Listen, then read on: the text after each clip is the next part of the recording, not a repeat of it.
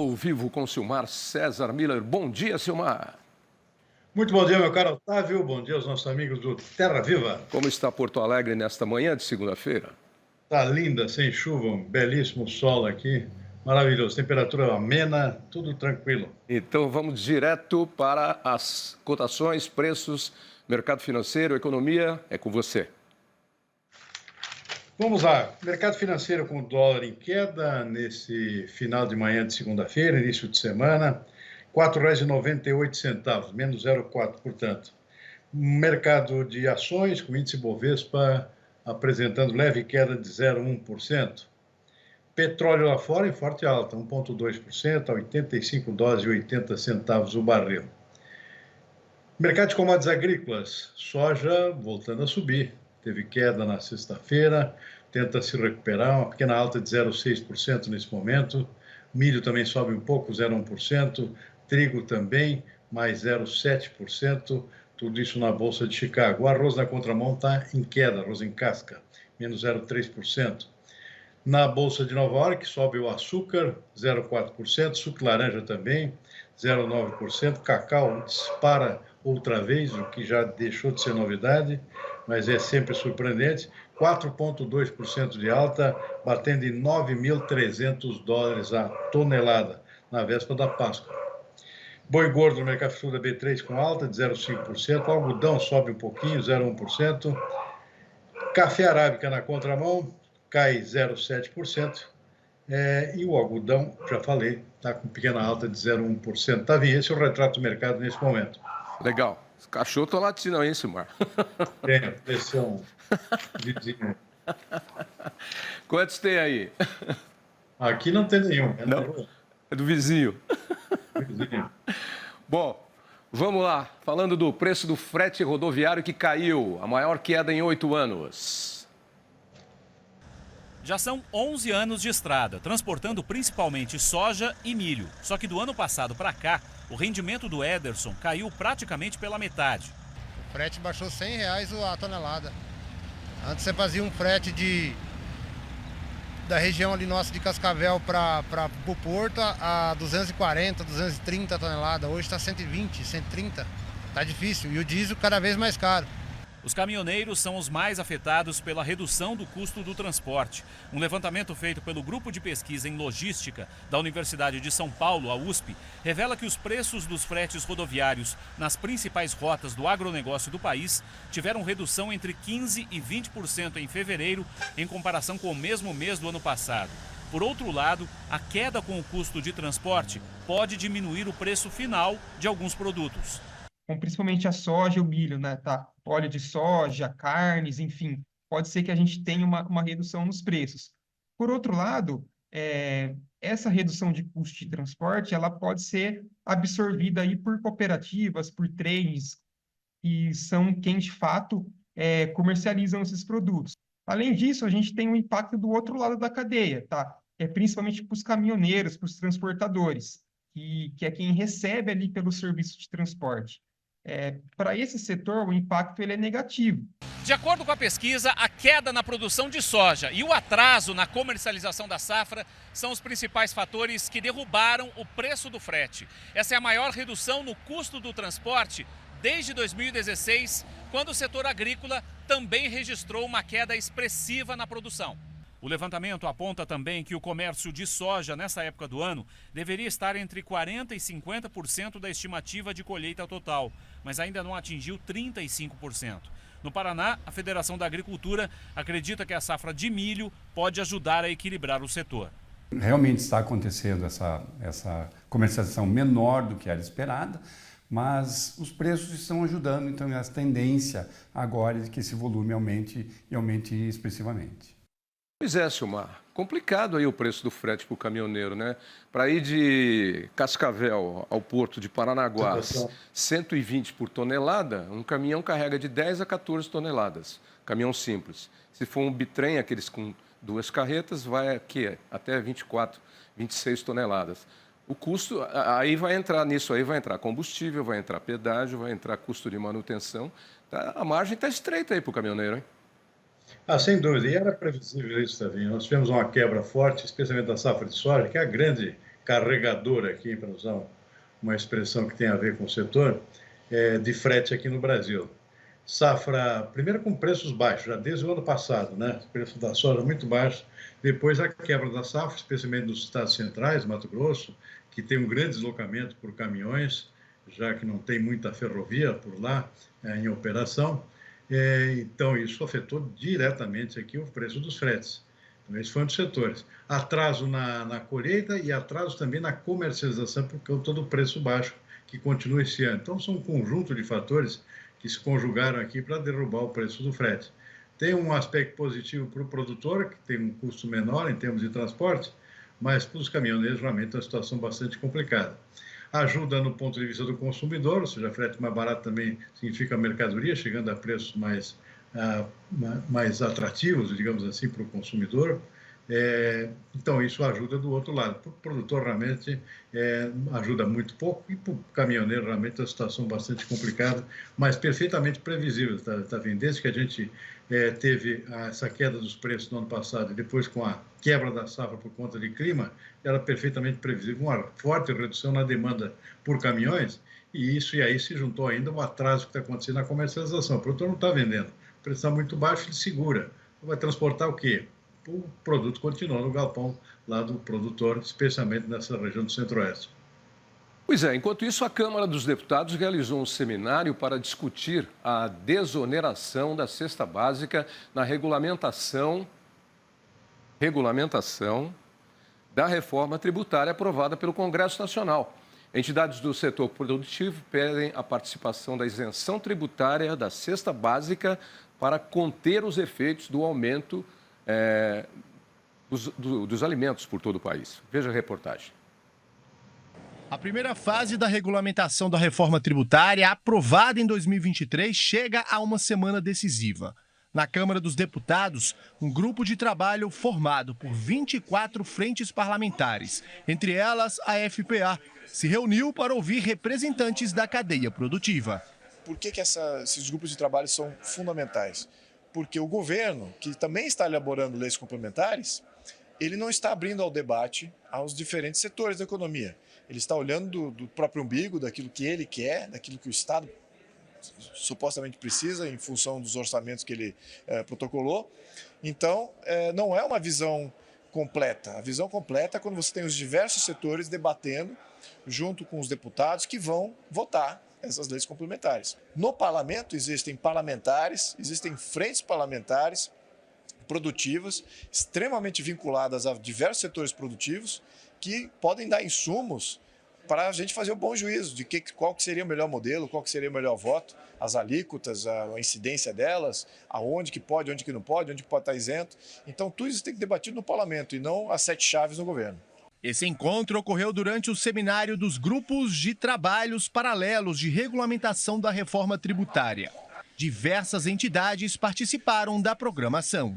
Estamos em articulação junto com o Instituto Pensar Agro, junto com a Frente Parlamentar e também junto com o Executivo, para que a gente consiga contemplar a proteína de pescado dentro da lista de cesta básica, para que a gente consiga cumprir a nossa parte do Brasil nos tratados internacionais em relação ao aumento de consumo de pescado. A média global já é o dobro do que o Brasil faz hoje e a FAO já tem uma meta até 2030 de incremento de quase 2 quilos a mais per capita. A reforma criou a chamada Cesta Básica Nacional, com alíquota zero do Imposto sobre Valor Agregado, o IVA, que unificará 5 tributos, mas adiou a sua definição, o que tem sido motivo de questionamentos entre parlamentares e setores e entidades empresariais. Outro ponto que tem incomodado foi o fato do presidente Lula ter editado um decreto neste mês que instituiu uma cesta básica de alimentos saudáveis no país. A medida foi vista como uma forma do governo se antecipar com relação ao trabalho da regulamentação da reforma. Quanto mais você discute, mais você vai conseguindo filtrar no final o que é essencial e o que não é. E nós temos debatido bastante já a nível Brasil, com outras entidades também, procurando achar o melhor tamanho disso tudo para que nada seja afetado. O governo federal ele fez 19 grupos técnicos sobre temáticas diferentes. E esse grupo 13 trata justamente da cesta básica. Pois é, discute. Agora precisa botar em prática, né? Porque o consumidor está sofrendo lá na hora de pagar os preços altos. E precisa ver se essas isenções aí de impostos que são baixadas de cima para baixo realmente chegam até os produtos. Não sei, eu acho que a matemática para isso aí acho que poderia ser um pouquinho mais simples, não poderia não, Silmar? Precisa tanta discussão assim? Sem dúvida. O fato é que houve uma ampliação bastante grande da chamada cesta básica, de básica já não tem mais nada, com o próprio governo aumentando o leque de produtos, incluindo produtos mais saudáveis, por exemplo, como hortigranjeiros, no lugar dos produtos industrializados. E o Congresso também está discutindo isso dentro do bojo da reforma tributária como um todo. E também está havendo uma pressão muito grande aqui das duas pontas do processo de consumo aqui, do produtor, que tem interesse em ampliar cada vez mais a cesta básica para tornar seu produto mais barato, ou seja, não só o antigo feijão com arroz e outros produtos básicos, como azeite, mas incluindo cada vez mais produtos. Agora, uma discussão que está em curso nesse momento é a inclusão não do pescado. Peixe é uma coisa extremamente saudável, talvez seja interessante efetivamente beneficiar o produtor, o criador de peixes, com um imposto menor, e isso favorecendo, portanto, a chegada do produto ao consumidor também de um preço mais acessível, ou seja, agrada os dois lados. A discussão é grande, a pressão também é grande, vários grupos produtores, e a discussão vai longe, porque cada vez surge um tipo de pressão nova com um produto novo que ainda não está na lista. De repente, essa lista vai ficar infinita, interminável. O importante agora seria realmente antecipar a vigência disso, para beneficiar tanto o consumidor, que está precisando realmente de uma folga no bolso, quanto o próprio produtor lá, que está sofrendo com custos altos, e especialmente com o clima desfavorável que derrubou uma parte da produção e com os preços internacionais que não sobem. Então, tudo isso ajudaria bastante a amenizar esse efeito no bolso do produtor e beneficiando o consumidor ao mesmo tempo. Então, o problema agora é realmente correr contra o tempo, antecipar efetivamente a vigência disso seria extremamente bem-vindo, como medida, seja legislativa, seja do executivo, tá vendo?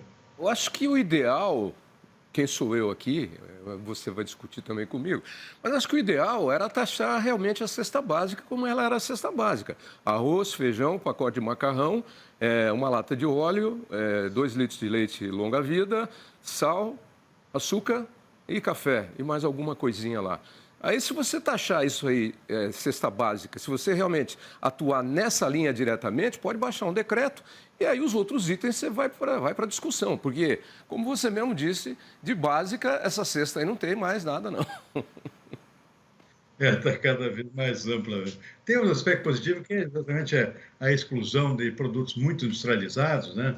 E a troca disso por alimentos naturais, né? Isso realmente é uma medida positiva. No caso das verduras, por exemplo, né? Então, isso ajuda bastante tanto o consumidor com uma alimentação mais saudável, quanto o produtor desse tipo de produto, que são as hortaliças, né, também.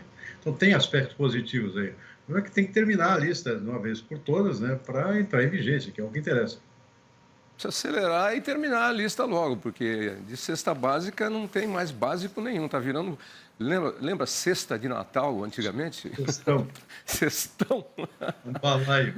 Balaio. E o presidente da França, Emmanuel Macron, desembarca nesta terça-feira aqui no Brasil. A agenda mais esperada é com o presidente Lula, em que deve ser discutido o acordo Mercosul-União Europeia, emperrado por causa da pressão do setor agropecuário europeu. O protesto de produtores rurais em vários países da Europa esfriou qualquer tipo de avanço no acordo entre Mercosul e União Europeia, uma discussão que se arrasta há 20 anos.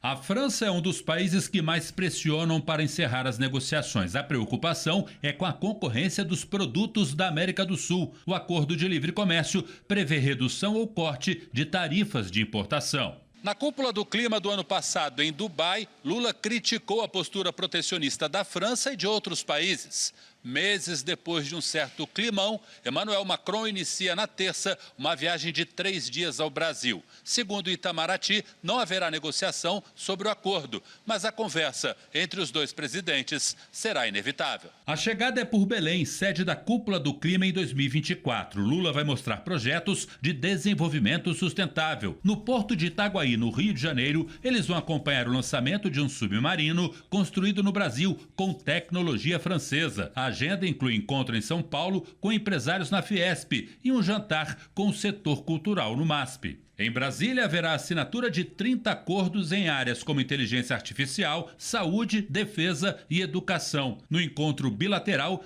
temas como o massacre em Gaza e a guerra na Ucrânia. Macron quer que o Brasil faça parte do grupo de países que tentam convencer o presidente russo, Vladimir Putin, a parar de atacar a Ucrânia. A França também busca uma agenda comum com o Brasil em relação ao drama dos palestinos na faixa de Gaza.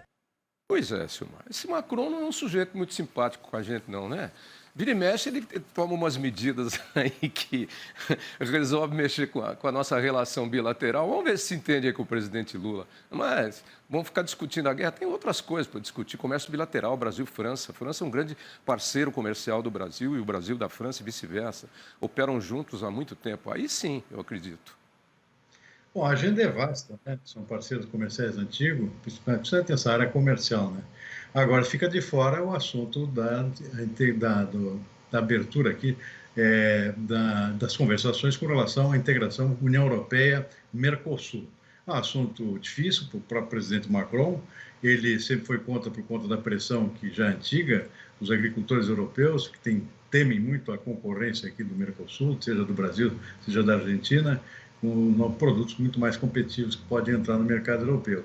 Essa situação ficou mais complicada ainda depois dessa greve lá dos agricultores europeus, invadiram ruas lá em Paris, ou seja, foi um protesto gigantesco, obrigou o próprio presidente Lula a mudar, inclusive, a tentar mudar a legislação da própria União Europeia, que vinha flexibilizando aqui questões relativas ao setor agrícola. Então, agora a pressão é grande, dificilmente vai haver algum avanço do acordo Mercosul-União Europeia nessa visita do presidente. Mas é uma oportunidade de mostrar para ele o que a gente tem feito por aqui, em termos de sustentabilidade da nossa agricultura, ou seja, a questão da Amazônia, que ele usa como argumento lá, que o Brasil devasta a Amazônia, isso que impede um acordo com o Mercosul, o que não é mais verdade. Aproveita a viagem aqui para dar uma amenizada nas relações e propiciar, talvez, um avanço com um discurso mais positivo, um avanço mais adiante lá dessa questão que é muito espinhosa, especialmente para o presidente francês. Então, avanço na discussão aqui da integração União Europeia-Mercosul, nessa reunião, pelo menos, está fora de questão, está fora de agenda oficial, pelo menos. Vamos ver o que é. Mas esse pessoal devia aproveitar e fazer um tour pelo Brasil para ver um pouquinho algumas coisas boas que nós temos. Inclusive, como você bem citou, esse negócio de devastação da Amazônia, isso aí já é conversa, entendeu? Tem gente que tira madeira, é bandido, é caso de polícia, né? O Brasil tem uns absurdos aí, a solução desse caso Marielle aí agora, depois de tantos e tantos anos, né? Agora, nós temos coisas muito boas que não são levadas em conta. Bom, deixa eu fazer uma pergunta para você, não tem nada a ver com o nosso assunto aqui, mas é que me chamou a atenção porque estava lá no band.com.br uma pergunta e eu na hora respondi, né? Você comeria ovo de Páscoa de chocolate com azeite de oliva? Nunca ouvi falar nisso, possibilidade, certamente não. Então tá bom. 2-0 para nós, hein? Eu também não. Por enquanto aqui só o Tuiuiu do Pantanal aqui, meu cinegrafista, que disse que comeria. Eu vou continuar fazendo a enquete até o final do programa aqui. É porque tanto o azeite como o chocolate está muito caro, né, também? Põe na cesta básica. Rapaz, ó, tem azeite de... Eu estava vendo ontem no supermercado. Tem azeite de umas marcas duvidosas. Aí vira e mexe, a Polícia Federal faz a operação. Eu vejo no site do Ministério da Agricultura. Mas o preço não bate. Tem azeite de marca... Tudo bem, de marcas famosas que a gente conhece, esses a gente sabe por que eles estão caros. Tem problema lá com os olivais na Europa, né? Uma boa dica é comprar, tem azeite chileno, azeite de oliva extra virgem chileno, muito bom, por preço bem acessível. Agora, os outros que diz que vêm lá de Portugal e da Espanha, aparecem umas marcas lá que você nem conhece, mas a marca já vem no preço da marca tradicional, do azeite que você confiaria, né? Desde que não fosse batizado, né? Porque está na mão de grandes empresas. Então, O fajuto já vem com preço alto. O batizado já vem com preço alto. Assim não dá, né, Silmar? Pode comprar o chileno, que o chileno é bom. Eu recomendo o azeite gaúcho, que é muito melhor que o chileno, embora um pouco mais caro, né? Só que agora os preços estão ficando mais ou menos empatados. Exatamente. Eu que consumo muito azeite, eu gosto de cozinhar com azeite, inclusive, tudo. Uso azeite direto. Os gaúchos aí que são bons aí, a linha básica aí custa R$ 65,00 em média. Os que custavam R$ 20,00 que vêm da Europa, Portugal, Espanha, Itália, etc. e tal, principalmente Espanha, que é o maior produtor de azeite extra virgem do mundo, estão custando R$ 45,00, R$ 48,00. Eu estou migrando vou migrar para o brasileiro, que é excelente também, diga-se de passagem. Tchau. Sem dúvida nenhuma.